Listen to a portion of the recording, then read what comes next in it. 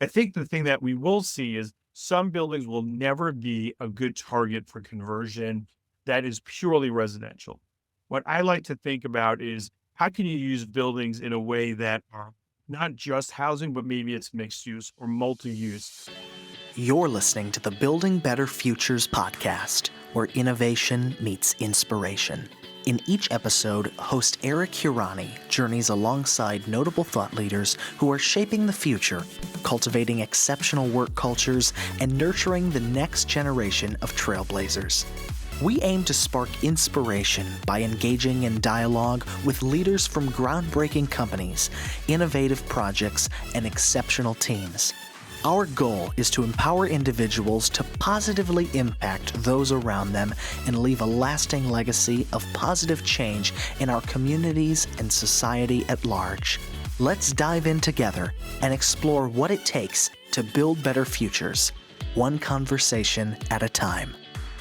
Today, I'm joined by Joe Lauro, co-managing director and principal at Gensler.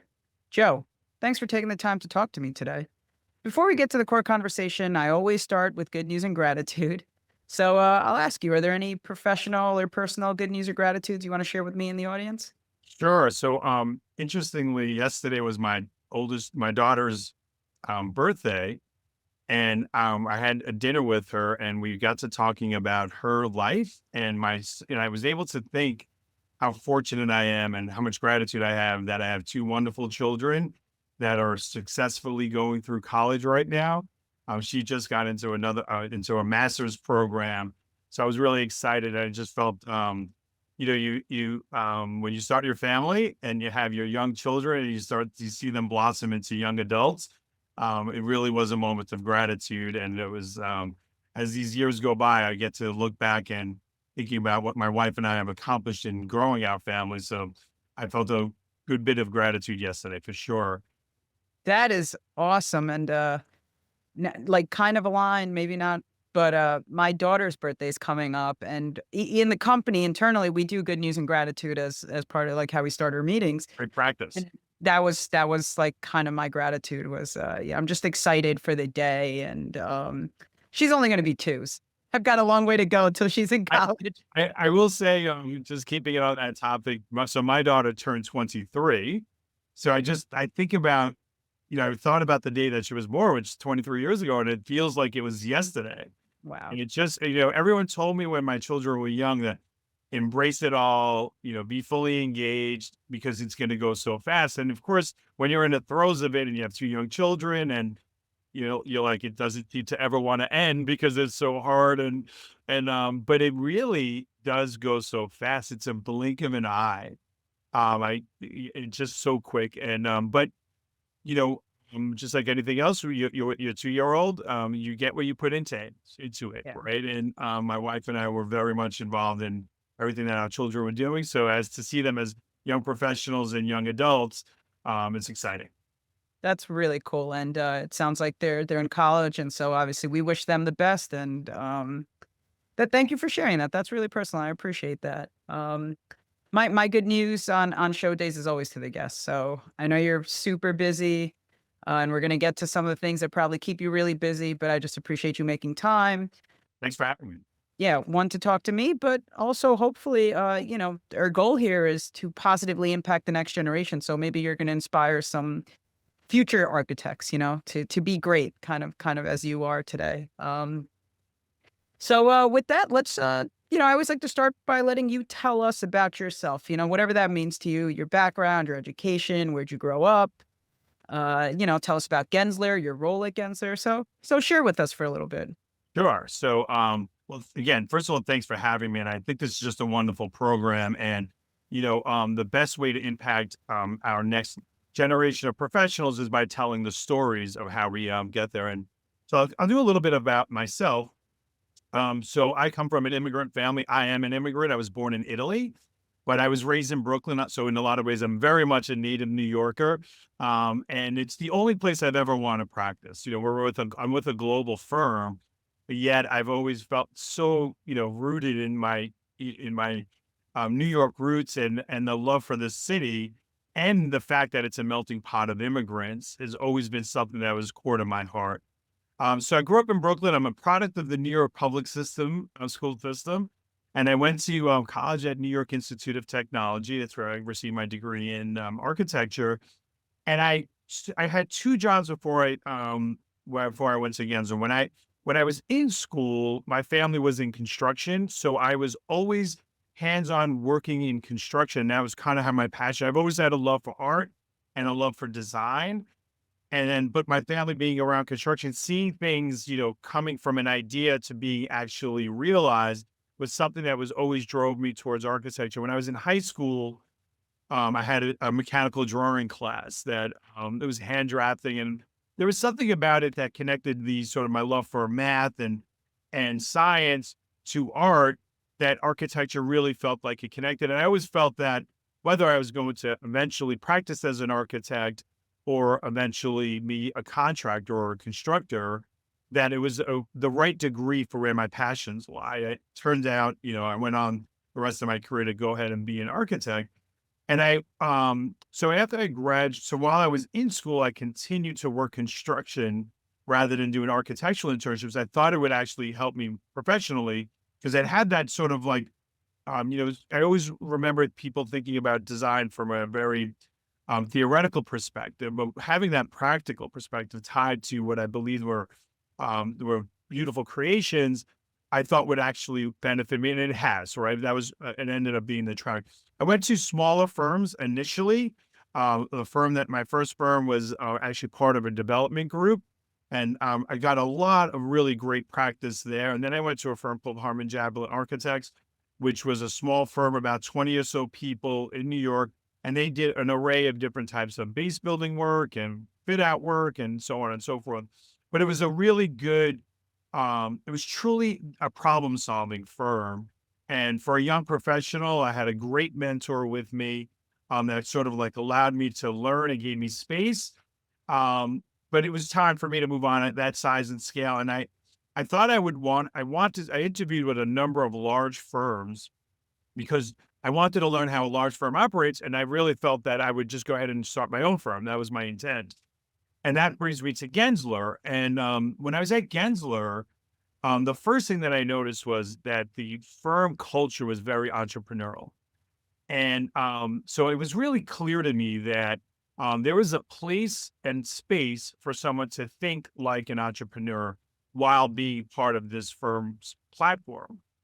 So the idea of me leaving at some point, having learned how to operate a large firm and starting my own firm, really started to just escape me because I felt I could actually be a practitioner and thinking of a practitioner like a practitioner or an owner in our firm. So I found a place at Gensler where all the things that drove me, which is really being business oriented, being a creative problem solver, and really driving beautiful architecture, I could do at this firm in the same way that I would if I was a sole practitioner. So the idea of leaving to start a firm just sort of like left me because I was doing all those things here. And the firm itself really was at an interesting point at that point when I joined. I'm at the firm for 25 years. And when I started at the firm, we were probably about 90% workplace interiors. And for me, that wasn't an interest necessarily. I wanted to do more base building work as I grew up. And that was an inflection point within the firm where we really started to zero in on diversifying our practice. So I came at a really interesting moment. The firm was really thinking about how to spread its wings and grow beyond that next generation of leadership and being a diverse practice. And I was right there at the sort of footsteps of that happening. So that's where that entrepreneurial spirit came in, where I was able to go and meet with developers, meet with clients, and build a practice that I had at the time 5 years, 6 years experience. So I was really scratching that itch at the same time at the firm, and which really started to define where my career started to be at Gensler, which was that of always being a builder of the practice. So while I was practicing in, at the time it was financial services and those kinds of things, I had my ear on the ground with what was happening in New York and globally. And then I was able to build those practices. I did a lot of base building work, a lot of developer work, a lot of critical facilities, and a lot of the things that allowed for us to build our practice in a much more diverse way. Now, when I look at where our office is today, having been a part of many of the emerging practices and helping build them, I take a lot of pride. And going back to your first question of pride or things that you're proud of or excite you, I take a lot of pride in looking at our firm. The New York office is a microcosm of the macro Gensler. We are, we are organized in practice areas, and our New York office has almost every one of the practice areas represented.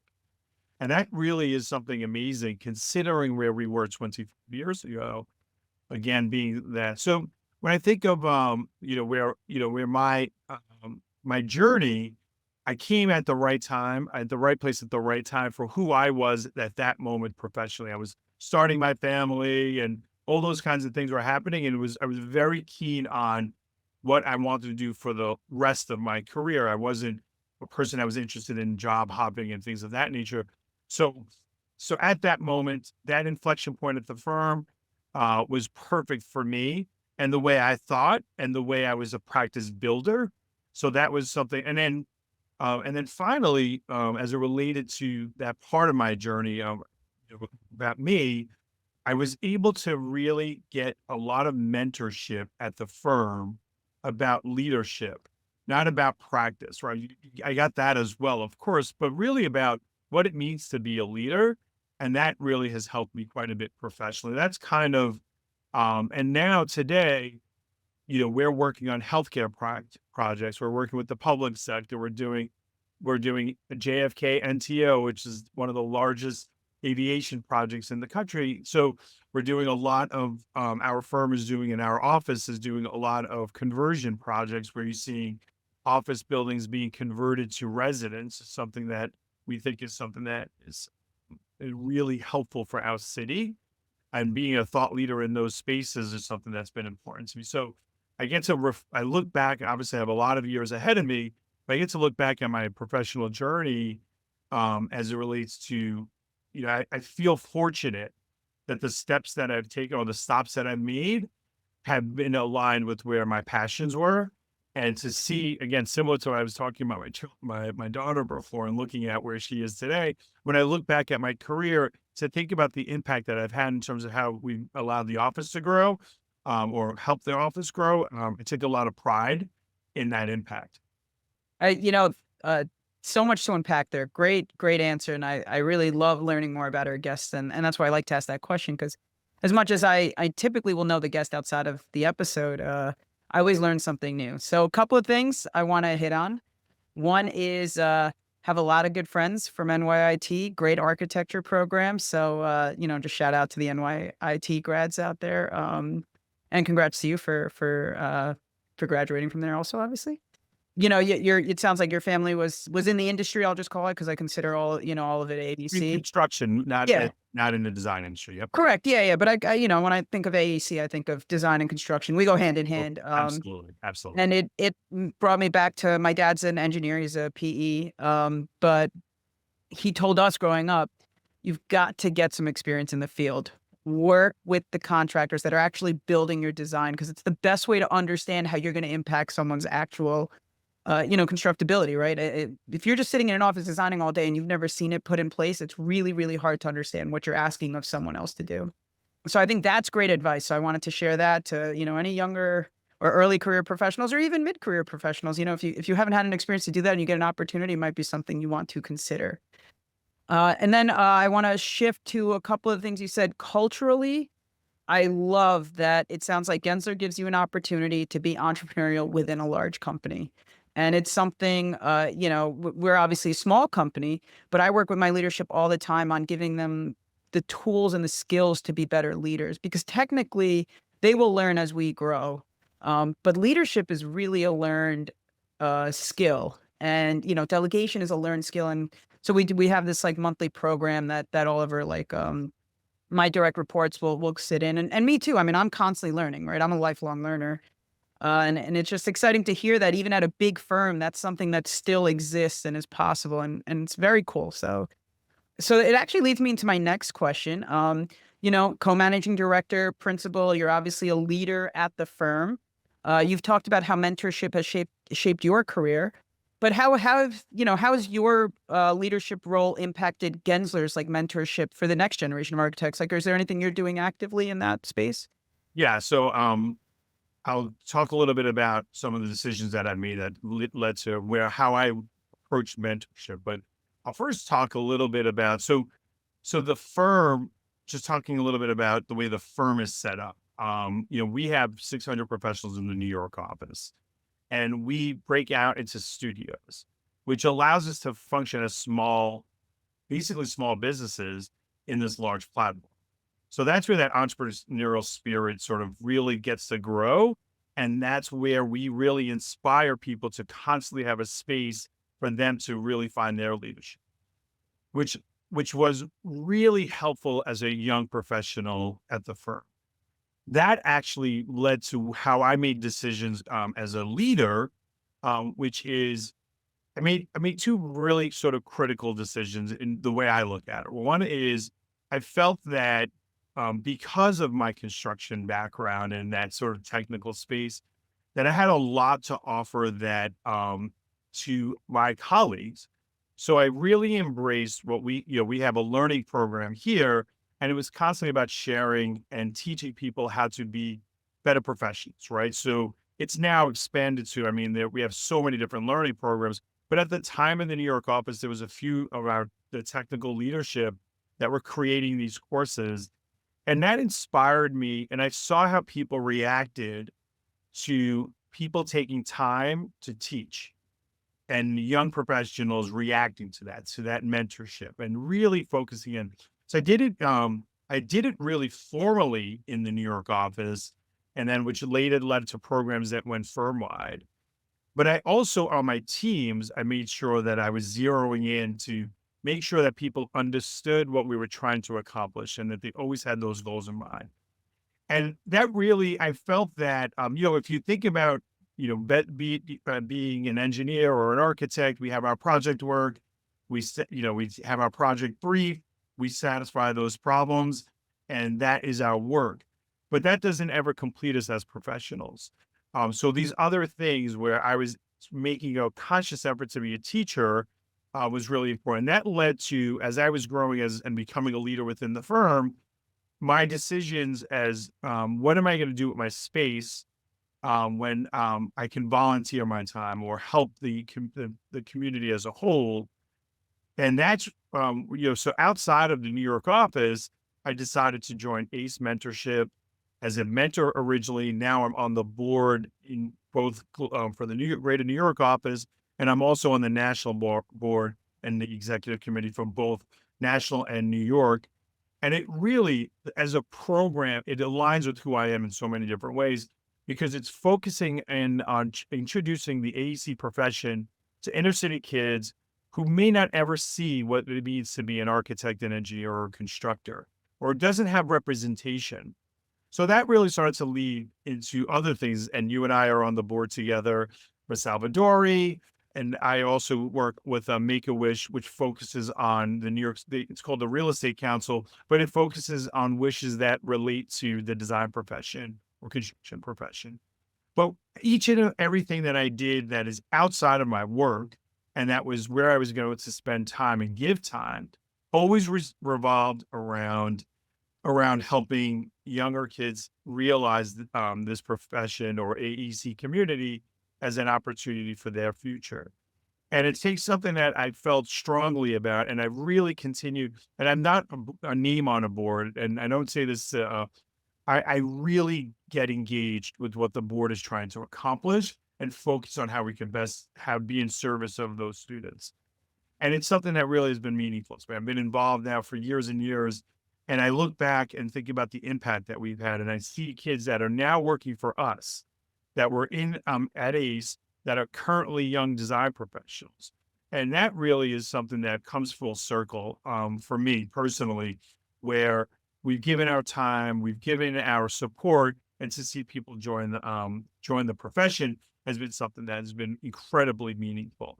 We also at Gensler, I was part of the leadership for what we call Design Synergy, which is our design and delivery platform globally. And while we were doing that, we started a student design charrette, which was connected to HBCUs. And essentially, a program where we step in with third-year students for historically Black colleges and universities, and we do guest critiques for them. It's to support the program, but more importantly, our hope is to connect with those students to allow for them to help get internships and prepare them for interviewing and then getting their first job. So it's really about like digging in, and I think we're coming on to our 6th year. We started the program, or I guess our 5th year, started the program about 5 years ago, and I've been mentoring on that actively for those 5 years since we started the program. And I look back and I see some of those folks working here, and again, it's really meaningful. People that I met from, I didn't even know where Hampton University was when we started, and now they're working with us today.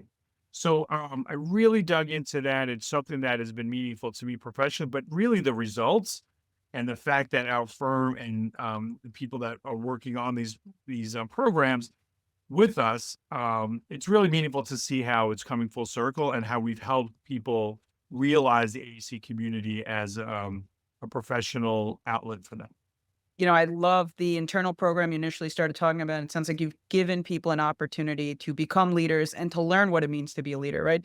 Very often, I think the Peter principle, people just keep getting promoted until they're not good at what they do. And that's unfair to that person because they were probably amazing at what they did right before that they hit that ceiling.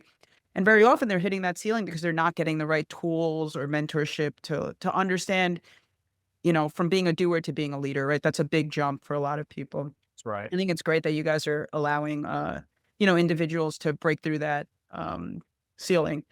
To your notes about everything you do externally, yes, Salvador is great. ACE is great. Yeah, I know you're a supporter. We're also a supporter. If anybody listening wants to support or donate, both are great organizations. Please go ahead and do that. I have to have a plug, right? Yeah. But I love what you say about it going full circle. And we do a lot of scholarship in my office. We must have like probably 4 or 5 annual scholarships that we've been doing for multiple years.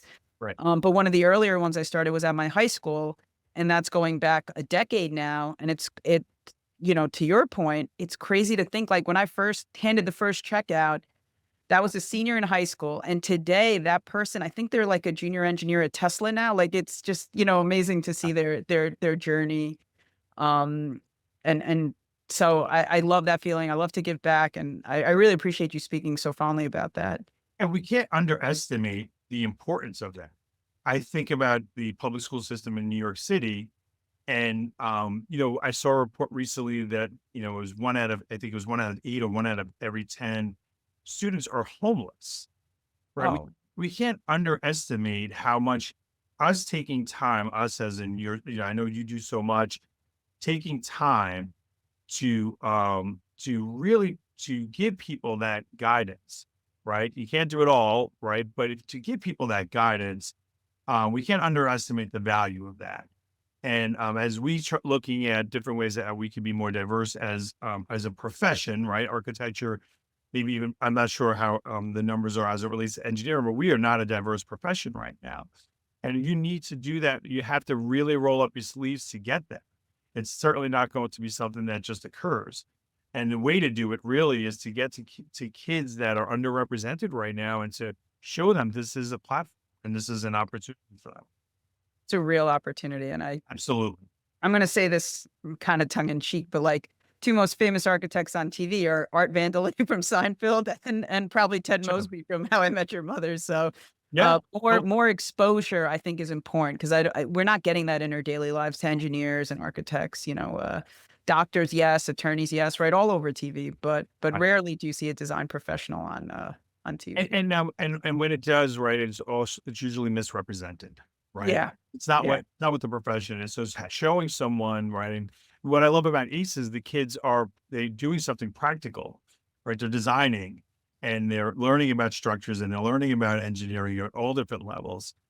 And that I think is really just it's just so vital because what it does is it sparks that interest potentially, and they see that as, oh, I could see myself doing this for the rest of my life.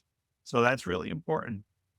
Yeah, growing up, my dad would always he was like, engineering, architecture, the construction professions essentially about like civilization, right? You turn the faucet on and you expect water to come out, or you jump on the subway and you expect to get to your destination. But that only happens Oh, because a lot of really committed, dedicated people spent a lot of time, energy, and money to make that happen, and that's right. sometimes it's just overlooked.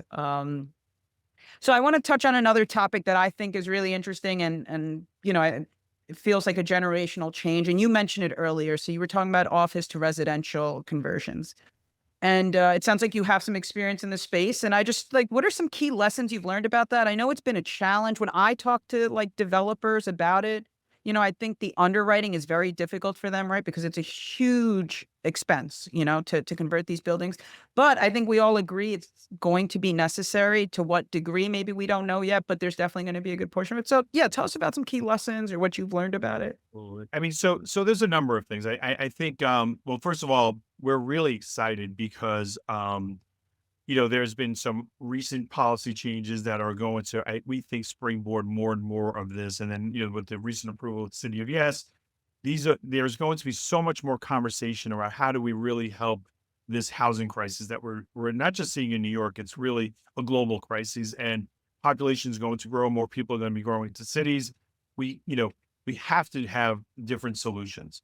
As it relates to office to resi, what I think one of, there's been a lot of conversation around how it doesn't pencil out and things of that nature. And I think there's probably some truth to the idea that you have to take a different point of view on where, these are going to pencil out in a much better way. With with new policy changes, certainly there are going to be more and more opportunities. We just completed a project at 160 Water Street called Pearl House. It was a 1960s vintage modernist building that was in the financial district right on Water Street. And it was never going to rent any longer as an office space to any, in any very real way. And, we were able to convert it to about almost 600 units, 588 units. And we were able to do that in a pretty, during the pandemic, where it was difficult enough to get finances. We're able to come up with a solution to allow for us to do that. And now that it's complete, and and they're probably close to 90 or so percent fully leased out. It's been really successful to see it happen. What I The lesson that we've learned out of that conversion, which we've been able to apply, we have so many more active projects right now, is that you really have to have a smart strategic approach to how you're going to make the buildings viable. We have a tool that assesses whether a building is a viable option. It looks at site context, shape of building, all these kinds of, and we give it a scoring rating. We can do it. We've done a series in New York. We've done it we've done it globally, in different cities. And what's interesting is once you've gone through that step, the most important thing you learn is if there's bones there, like if you can be strategic about how to get the most apartments there and make it viable, there are strategies to make it work from a cost perspective. The thing that I find the most interesting is that contractors and developers who are thinking about being in this space come up with really interesting strategies on how to build in a way that allows for us to meet the cost constraints. And they do it in a way that's incredibly smart. So for instance, at 160, we have these blind shafts that allow for the spaces has one of the constraints that you see in most office buildings are that they're quite deep. In that case, we created these blind shafts that'll shorten the depth of the apartments, and it allowed for them to be really smart about how to utilize that space. Those shafts, rather than being lost at FAR, were reconsidered at the top of the building, and they were an overbuild. So that smart strategy allowed for them to create wonderful apartments at the top of the building. It allowed for them to utilize spaces that were never going to be good for apartments into amenities and put them in a position that the building would be incredibly successful. So utilizing those types of strategies when considering other spaces or other buildings, that's really what I think will be the differentiator. Being as smart about how you can reuse the building and make it such that it sort of offsets any of the cost concerns, I think are really something that's going to be interesting. I think the thing that we will see is some buildings will never be a good target for conversion that is purely residential. What I like to think about is how can you use buildings in a way that are not just housing, but maybe it's mixed use or multi-use, in that there's portions of a building that are just ripe for use as residential. For instance, if you think of a tower in New York, because of zoning laws, you have usually podiums with smaller towers that set on top of the podium. The tower usually lends itself to an office conversion, but the podium might need a different use. So maybe it's a school, maybe it's a medical facility, maybe it's something else in its entirety, but that actually starts to that starts to create a building that has a different point of view and a different vision, but is probably more financially viable rather than converting it in such a way that you have to do a lot of structural interventions and things of that nature, where it really starts to get costly. So being smart about taking advantage of the attributes that work is really the key components of those conversions. I do think, as a final thought on that, is I do think though that there's a realistic point of view that we have to have on how do we add housing, and conversions is a part of a formula, but the city as a whole, and not only our city, the cities around our country have to start thinking about what can we do to be more additive, because the solution to our housing crises will not just be conversions. We will need to add and think about different ways of adding housing to our portfolio. The city of yes is something that I think is in the right direction, which is looking at different ways to take advantage of space. Yeah, I mean, we clearly have a housing crisis, right? And what the solutions are gonna be are I love what you said about being strategic there. I wonder how many, developers are thinking about alternative uses for their podiums. Schools are a great use. I mean, I know the SCA needs more desks. Like that's a real challenge for them across the city. And then City of Yes is exciting, right? I think we were all happy to see that moving forward, and really excited for that. So I appreciate you sharing your thoughts on that.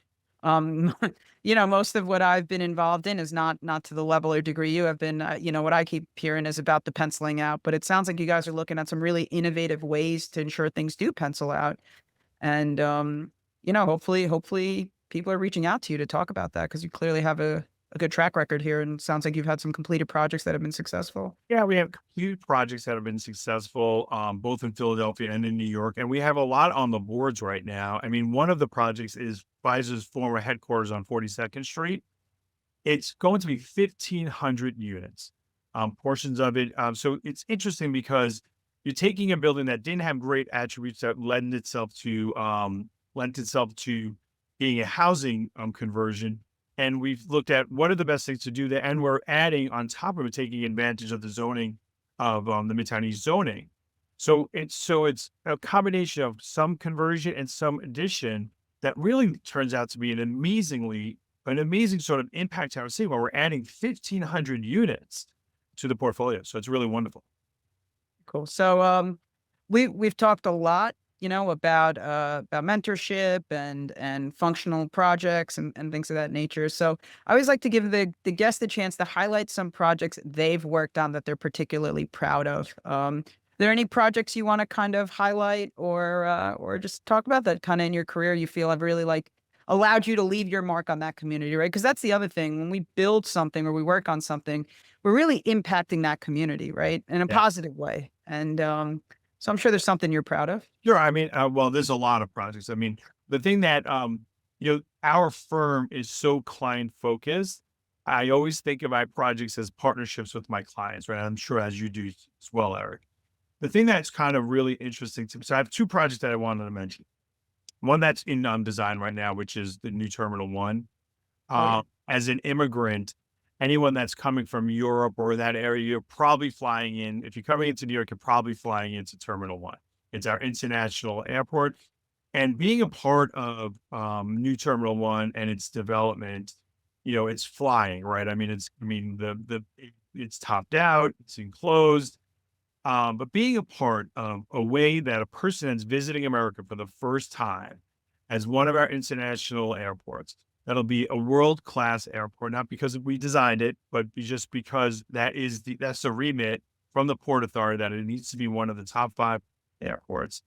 Even seeing the way when you come into JFK now, how it's such a high-profile building and how impactful it'll be to our community, what it's done in Queens, what it's done in terms of it's got minority ownership. It has the partnerships have just been amazing on the project, and just having authorship on a project that is just of that impact for our firm has been really, really meaningful to me. And when we were pursuing the project, I talked about, we were giving personal stories, and when I was pursuing the project, I talked about how the important that is from my perspective.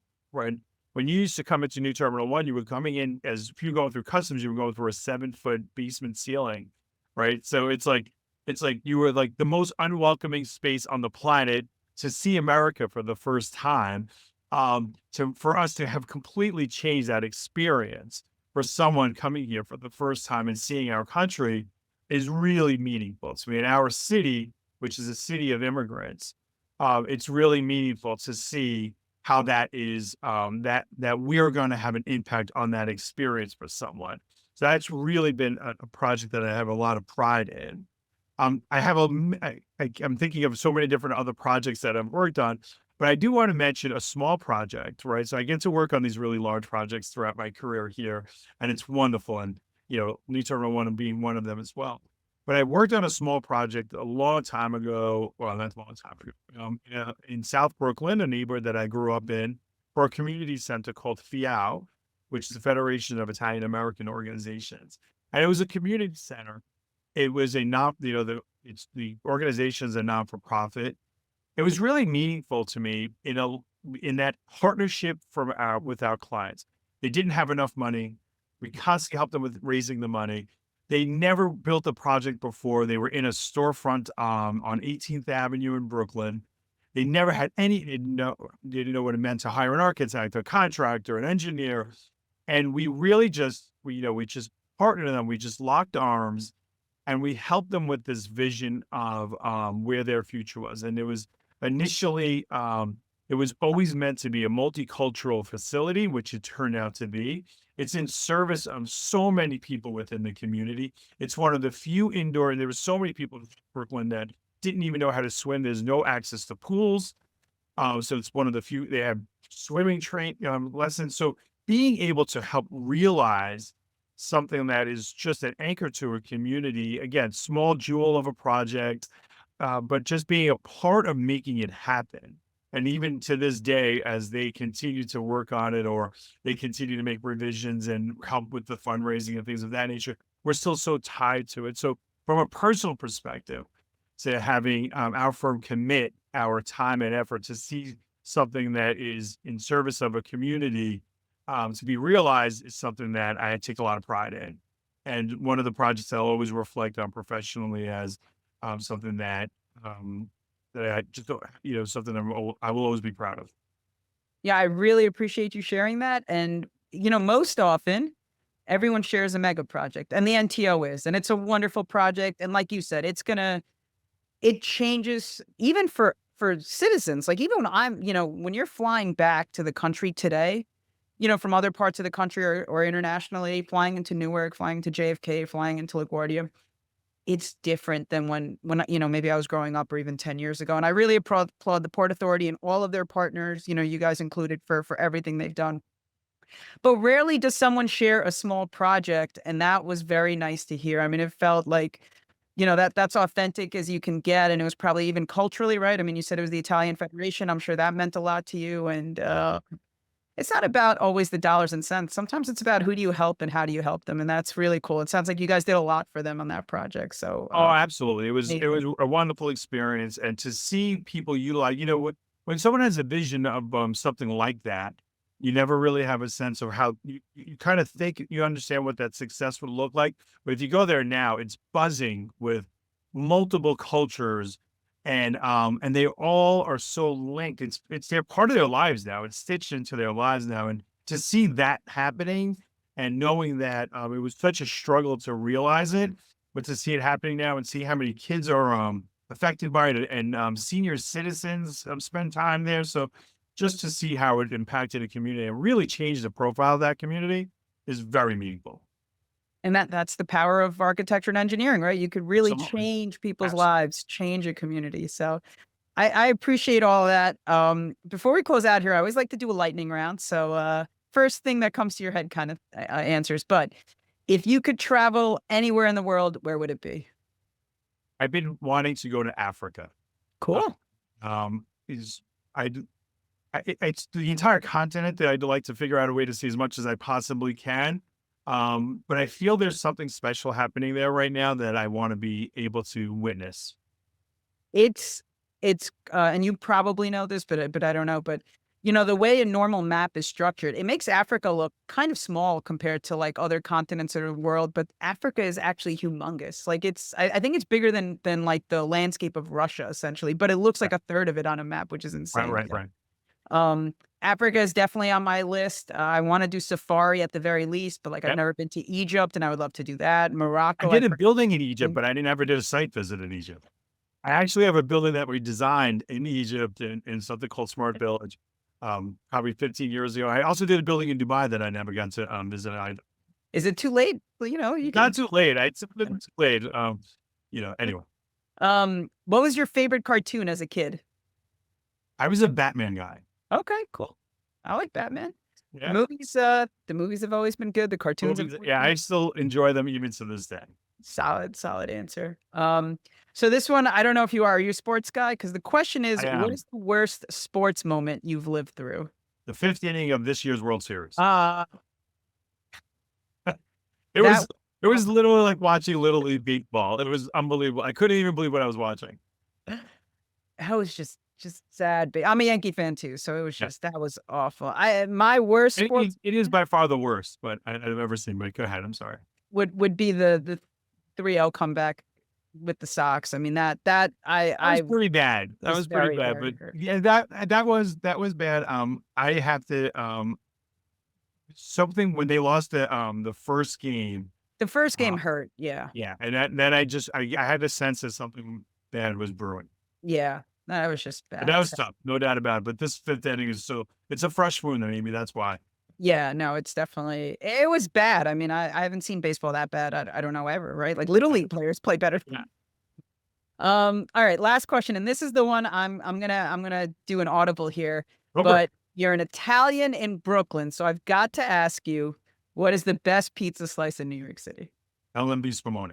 Yep, without a doubt. Very cool. I asked, do you know Carlos Cicero from the Building Congress? Yeah, Yeah. yeah. He actually was part of part of the partnership on FIAO. Oh, very cool. Yeah, Carlos a great guy, and And I'm on the executive board for the New York Building Congress, and I co-chair and the engineering group with. oh, very cool. Yeah, Yeah, we're Well, close Carlos great, but he refuses to answer that question because I asked him that because question. he's going to insult someone. But there's like 4 or 5 like 1As and 1Bs, but that's the one that it's been the same. It's been the same taste. Whatever their formula is for their sauce or whatever has been the same for 40 years, and Very nice. it's always excellent. Can never go wrong. Well, Joe, I got to tell you, it's been a lot of fun getting to know you a little bit better. Love what you're doing for the industry, the next generation, Gensler, everything, and I learned a lot, and I'm thankful for that. With that, that's all the time we have for today. Do you have any final words you want to share, parting words? Thank you very much for doing this. I think it's wonderful. It takes effort from people like you to help the next generation. So really appreciate it. Thanks. Yeah, no, we appreciate it and trying, right? Whatever. I was inspired, fortunately, by mentors I have, and I hope that we can all inspire someone else, right? It takes a village kind of idea. So Yeah. Well, have a great holiday, Eric. you too. Take care, Joe. Thanks so much, and thanks again for listening, everybody, and keep an eye out for future episodes. Thanks for joining us for another episode of Building Better Futures. The show notes include links to any resources mentioned in today's show. If you're enjoying our podcast, please subscribe so you never miss an episode and leave us a 5-star review. This episode is brought to you by Infinite Consulting Corp., your go-to firm for MBE certified project and construction management consulting. Discover how Infinite can help you build a better future at infiniteconsultingcorp.com.